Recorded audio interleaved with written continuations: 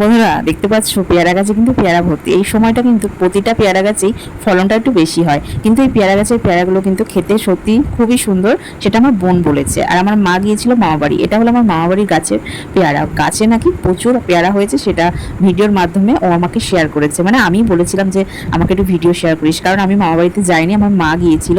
তো সেই সুবাদে কথাবার্তা হচ্ছিল, তখন বললাম আমাকে একটু ভিডিও পাঠাস, আমি ভিডিওগুলো শেয়ার করবো। তার জন্য আমাকে ভিডিও পাঠিয়েছে। আর দেখতে কি মিষ্টি লাগছে দেখো বন্ধুরা, কি ভালো লাগছে, আমার তো ভীষণ ভালো লাগছে। আর ছোটবেলাটা সত্যি কথা বলতে মা বাড়িতে কাটিয়েছি ঠিকই, কিন্তু এখন সম্পূর্ণটা না পরিবর্তন হয়ে গেছে। ওখানে জায়গাটায় কিছুই চেনার উপায় নেই, মানে রাস্তাঘাট সব একই রকম আছে কিন্তু পরিবর্তন। আর পাশের বাড়ি এক বান্ধবী, ওর নাম কুডি নাম, ডাক নাম, ওদের বাড়ি দেখো কাঁঠালগুলো অসাধারণ, কি সুন্দর কাঁঠাল হয়েছে, পুরো ঘটের মতন, কি ফাইন। আর কিন্তু কাঁঠালগুলো কিন্তু খাজা কাঁঠাল আমি শুনেছিলাম, কারণ আমাকে দেখাচ্ছিল ভিডিও কলের মাধ্যমে, কিন্তু দেখতে কি ভালো লাগছে না।